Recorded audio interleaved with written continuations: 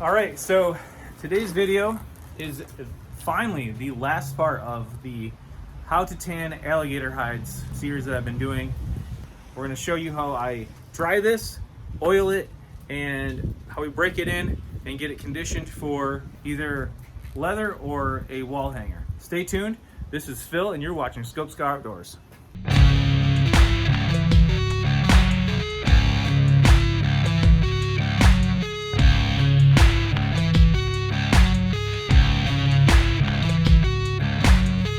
It's been about 4 weeks since I decided that this gator hide was almost done. I ended up putting another batch of the oak bark tea on it. I was gonna just let it set with the tea that was on it. It was getting a little weak, but I thought I could get another week out of it. Came back a week later and didn't have time to get to it, so I just made another batch of the tea, put it on there. It's been 3 weeks since then, and you can tell right here that the tanning process has really slowed down because it's been in here for 3 weeks and it's barely soaked the tannins out of this solution. So I'm gonna go ahead and pull this hide out, let it drip dry. Let it drip dry in the fence here. Get like a decent amount of the moisture out of the hide by letting it air dry, and then try to get some oil on it before it gets completely dry. So we'll get it over here. All right, so you can see it's looking really good. On the last video I showed you, I did a cut piece off of this and it was completely tanned through on like areas like this. And it's been another 3-4 weeks with new solution. So I'm sure that these back here, I'm like 99% sure these are done. I'm gonna call it done. We're gonna get it drip dried here. I will say, especially while this is wet, don't put this on like raw steel. Like this fence here, this has got some like galvanized coating on it. Can't really see it, but raw iron will react with the tannins and it will leave black streaks in it if it sets on that too long. The tannic acid and the steel have a chemical reaction and turn the iron black. So it'll leave a black stripe on this wherever it touches raw iron. Not too concerned about this on the fence here because it's coated in zinc. So I'm gonna let that dry. Not completely, but dry out so you're not working with a really soaking wet hide. And then we're going to, before it completely dries, I'm gonna put some Neatsfoot oil on this and just lightly coat this, and I'm gonna work this hide and break this hide in as it's drying for the last part of the drying process. It's gonna be a little different because most hides you can break and make soft the whole entire way. These, however, are bone in here, so it will only get soft in between these bones on this very back section. It'll still be flexible, but not completely flexible like the leather will be on the side here. The leather on the side here will be a little stiffer than what it is when it's wet here. Kind of like a saddle leather. So we'll let that dry for a little bit and we'll come back a little bit later. I've decided to take this pipe like I did for my fleshing hide video and just run it along here. There's a little bit of this like tissue here. It'll dry out and kind of shrink up, but I kind of just want to clean it up before it dries out. Maybe get a little bit more of that off of there. And then still got some of that bark on there too. So I'm gonna scrape this down a little bit. I already did a little bit here. Got a little bit of this stuff off of here, little extra pieces of flesh that aren't really necessary on the underside of it. Gonna go ahead and do that and then let it dry out after that, I guess.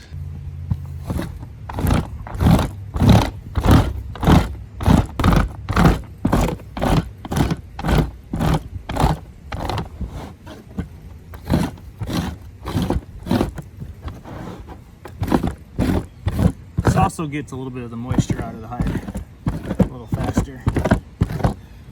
Try not to dry out these edges before the center's dry.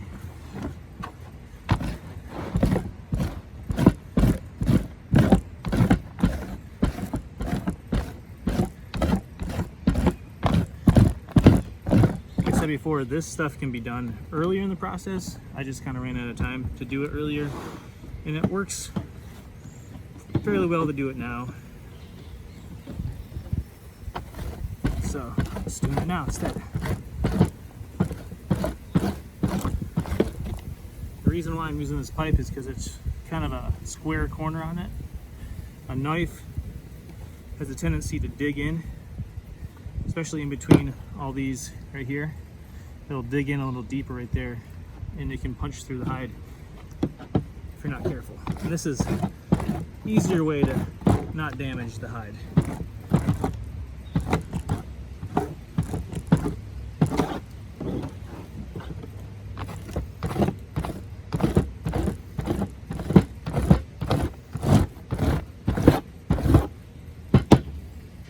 Alright, so pretty much have it done, the scudding process. Like I said before, I could have done this sooner, but I didn't. But all in all, I think it's going to be pretty good. There's still a few of these really long pieces of the tendon still stuck to this back of the scoots here, underside of the scoots. So I'm just going to leave that for now, and I'll probably just trim that off and do a few more things to smooth this out after I get it dried and oiled. Just to show you, for sake of the video, this is all the stuff that I pulled off of there with this pipe. It was about 10-15 minutes worth of elbow grease, but got that off there. It's mainly parts of the hide that didn't need to be there, mixed with some little fragments of bark that were in the solution. But you want to go ahead and spray some of this extra particles off.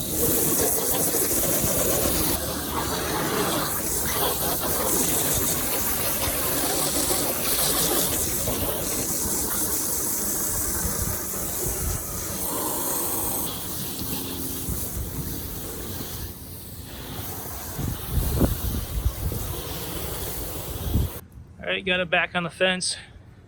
Letting dry out this time, actually, to about 75-80% dry. I'm gonna put it in the shade here, because if I put it over there in the sun, I'm afraid it's gonna dry out too much on the edges too fast. I want to keep these as close to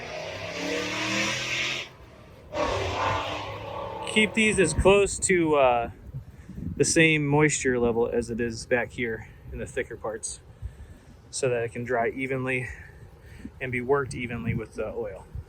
All right, so here we have the alligator hide. It's not dripping wet anymore. You can see it's getting lighter here. These aren't 100% dry yet, but it is definitely drying out on the outside. I'm gonna take this, we're gonna roll that. Some of these areas are a lot more wet than the others. Like this is still wet, but it's drier. I had it sitting in the sun while I was working on my patio, and it kind of dried out a little bit more than I wanted it to in certain areas, but I just re-wet them, so they're still pliable. They're not completely 100% hard yet. So I'm gonna take that. I think it's good now. I'm gonna apply a little bit of Neatsfoot oil to this. You want to do that while it's still kind of wet, kind of damp. Not dripping wet, but damp. So let me get that. Just need some kind of rag. And my dad bought a huge thing of Neatsfoot oil, so he ended up putting some in this other container for me. But you don't really need gloves with it. It's completely fine to handle, but I have some cuts on my hands and I'm trying to keep those as clean as possible. So just get some on your rag. You don't want to drench it in oil. You just kind of want to run it over. coat it just a little bit. Try to do it as even as possible.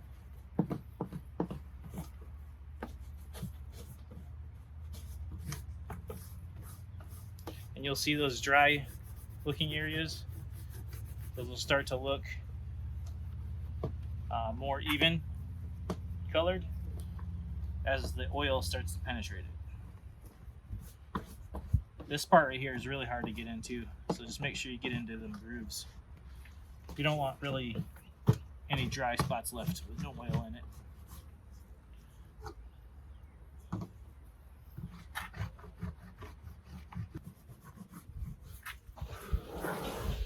All these little tiny grooves right here, just make sure you try to get into those too. Those are the parts that flex the most when you start to break it. So you want those to have some kind of oil in them.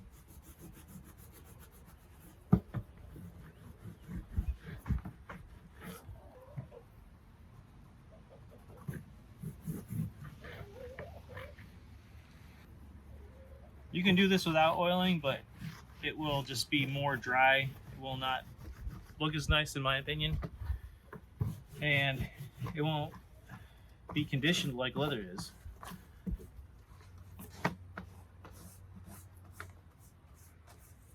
This hide is going to be harder to break because of the horns.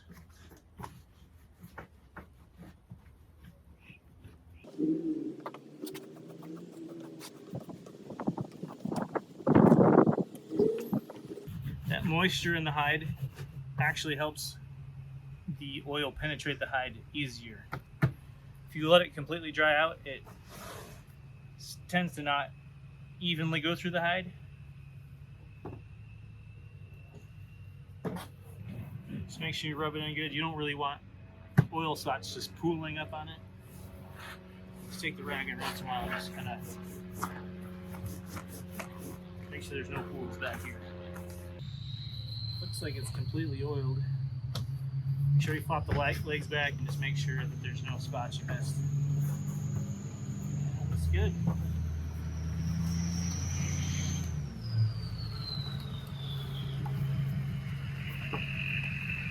Looks real good. If you think later, after this is dried and broken in, if you think it needs more oil, you can always add more. You can't take it off really. All right, so what I have here is just a piece of wood, and I have a nice solid piece of metal on top of it. You can do it on the edge of a fence post or whatever. You just don't want it to, you know, splinter off and get into the hide, or anything else that's kind of a solid surface that you can, has a, not a sharp end on it, but kind of dull, but somewhat of a point, because you want to be able to break and stretch that hide over them. So I'm going to start on the edges. I'm going to go just get it on the edge there, start pulling.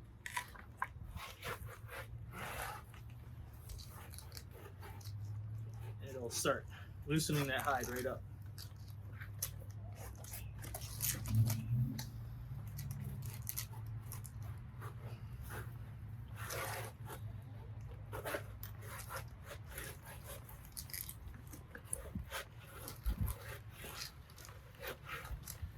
Breaks those fibers up inside of there and gets them where they're nice and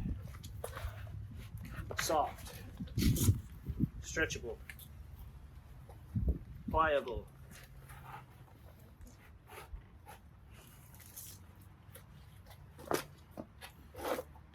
This was an old anvil that, or what we used for an anvil, and this is just the stand I'm using, so a little easier without that probably, but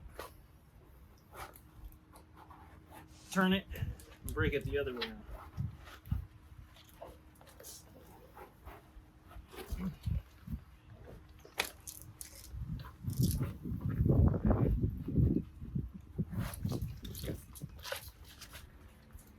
Until that oil starts sitting in, it's a little bit difficult to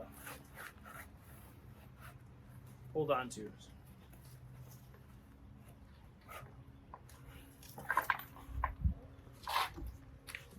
These elbows are a little difficult here too. Stretch those.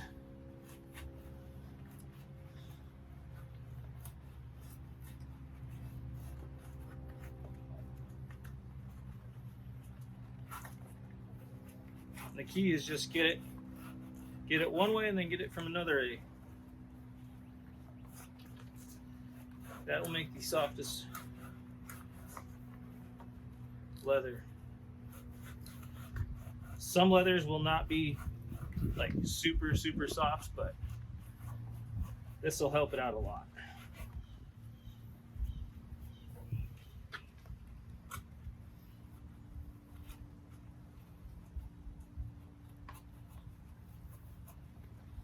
It's hard to get in that corner there. I'm gonna put my hand on this and then just pull it down through.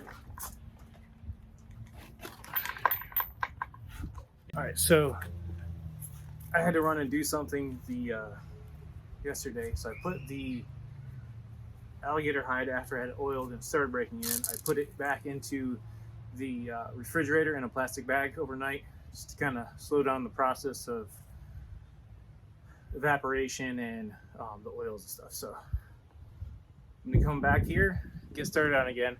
I'll show you one thing here. I had already started breaking this side of the alligator hide on the back side. This side I did not. So this is what it looks like on the underside after I'm done breaking it in. It's kind of double fold. It helps soften this leather flexibility. But on the back side, it actually took off some of that undesirable extra parts of the leather that were just kind of dangling, kind of like this here. It kind of just did like a nice light sanding on it slightly and released part of it.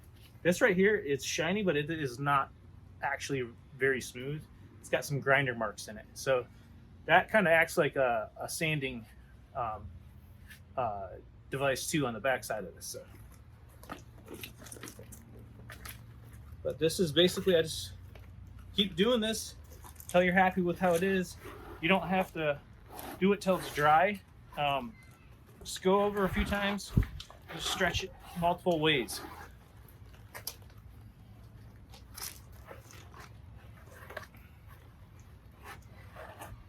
Those horns are kind of getting in my way.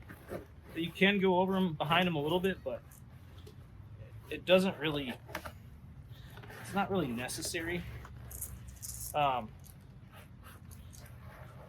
It's not really necessary to do all this on a trophy mount, which what this is, the Hornback. This is more necessary for when you do the belly hide and you want a really nice piece of leather to work with. This you can still make stuff out of, but it's kind of more for looks rather than function. But purpose of the video, I wanted to do both of them into one video instead of having multiple videos on just belly hide and just Hornback. So you can see here, I haven't seen the video, but this is a lot smoother here. And this is the side I did not do yet.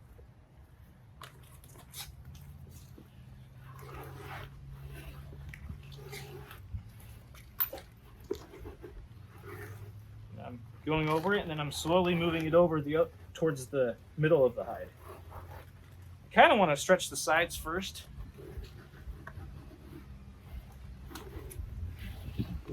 And get those kind of loosened up. This right here is still kind of wet, and it's also a more flexible part of the hide anyways than here. So you have hard, the softest is going to be, and then medium hard. So it all depends on what you're looking for your leather, on how far you take the breaking process, or if you do the breaking process. So if you just want it tanned and you want a stiffer piece of leather, you don't have to do all this. This breaking in, you can just oil it and then just dry it out. I kind of want this a little flexible. Like I said, plus sake of making this video, just to show you how I'm kind of doing this. You can see already how much that's already taken some of that other skin like this is on here. And you can kind of do a little saw action back and forth. It's not necessary, but it does kind of take some of that back red off a little bit.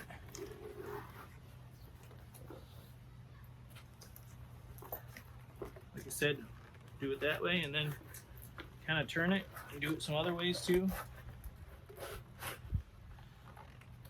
Put your hand on the edges here. You can just put your hand on it, pull it through.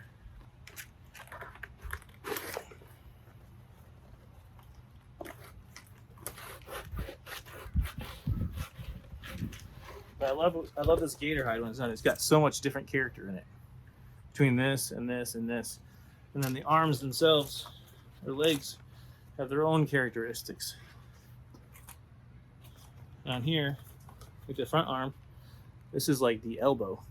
How cool is that? It's pretty sweet looking. So, just keep doing this all over the hide. And this isn't, like I said, this isn't completely dried yet, so it's still sort of flexible on its own. The more it dries, it's going to get a little bit more stiff. If you let it dry a little bit more, you can always come back and do this again, like another couple hours or so, probably an hour, depending on how hot it is out and how humid it is.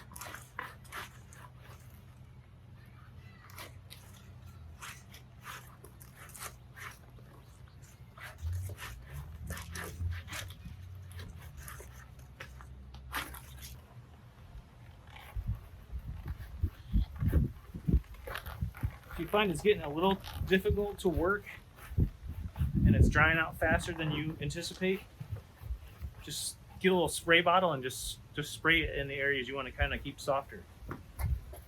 That way you don't have to get the whole hide wet again.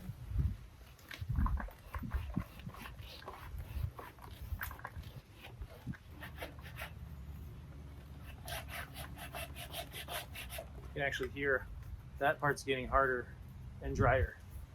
Before I was breaking it, it'll break it up and it'll soften up, but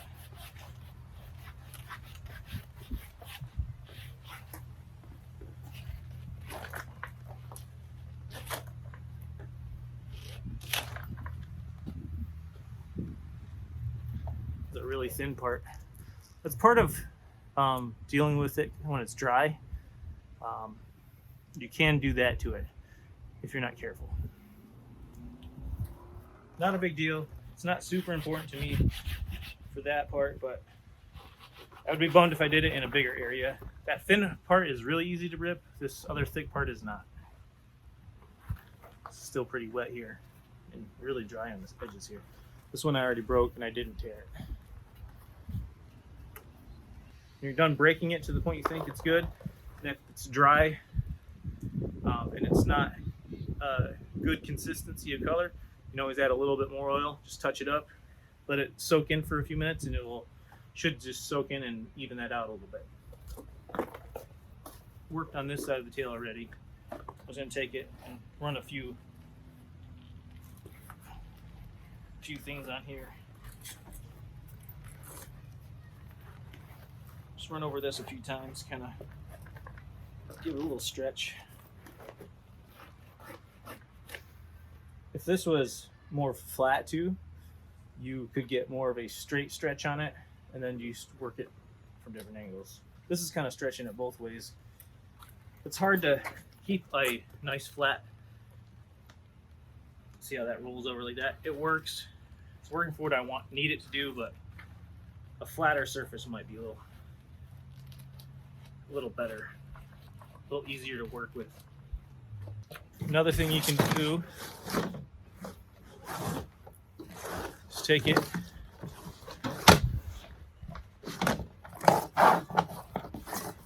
just roll it over, start packing that in there like that, start rolling it up and smashing it as you go. That'll bend it different ways too.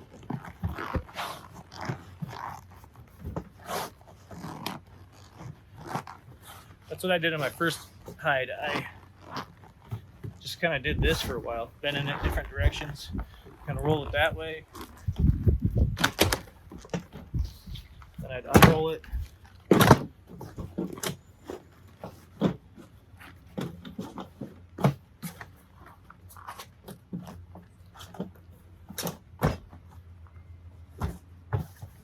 Unroll it, and then I'd the other way.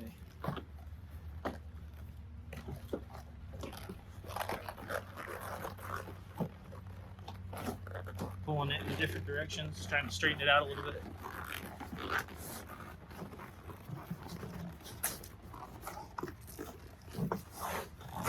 Smashing it.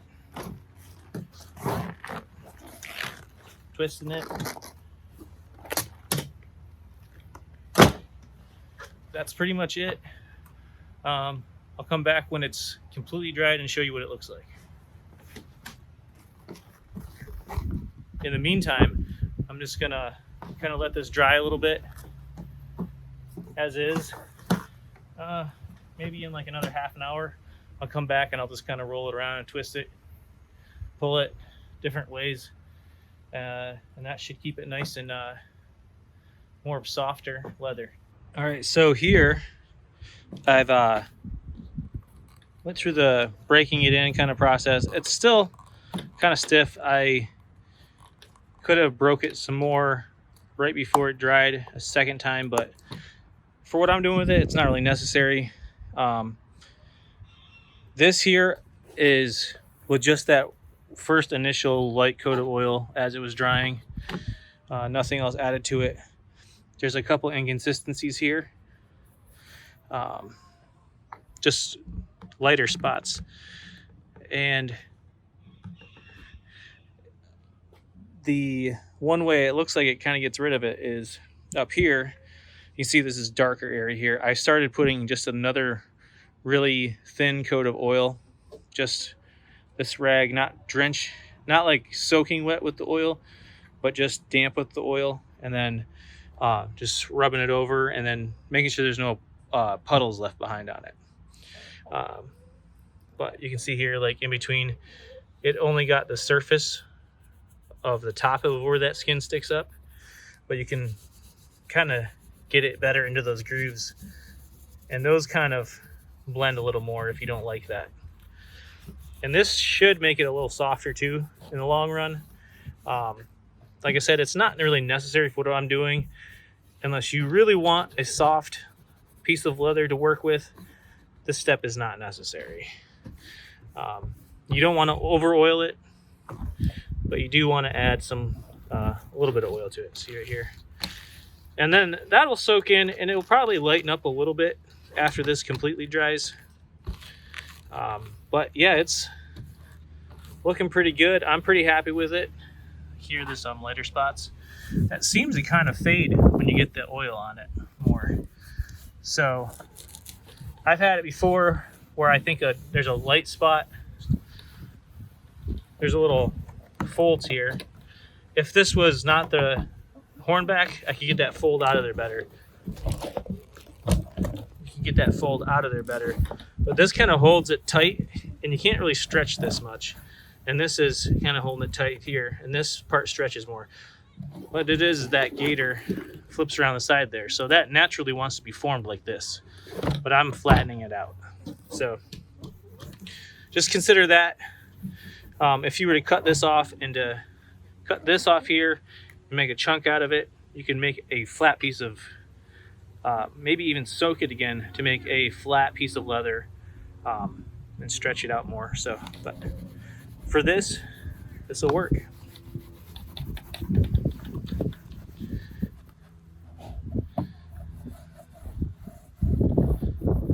It's turning out really well, I think.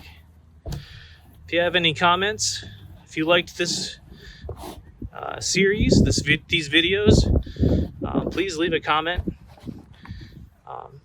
Let me know what you thought. If you got any if you have any extra tips on how I can improve them, also leave that in the comments too. If you're not subscribed, subscribe to the channel. You can see some of the other videos I have coming up. I'll do more leather working. I'm actually gonna start making this into something. If not this hide, another hide that I have. Start making a few things out of it. So stick around for that. Come back for that. I'll be doing some hunting and fishing in the future here. So that's another thing to look at. If you are not really into only the hide tanning process and that sort of thing. If you want to just see some outdoors kind of thing, I'll try to provide a good outlet for that. So I really hope you like this series on how to tan the alligator hides, how to make alligator skin into alligator leather. And if you enjoyed this, please check out Skill Call. Steve from Skill Call has got some great videos. That's where I learned how to do the bark tanning method. So check out his channel for sure. And if you are looking for something else a little different, check this out.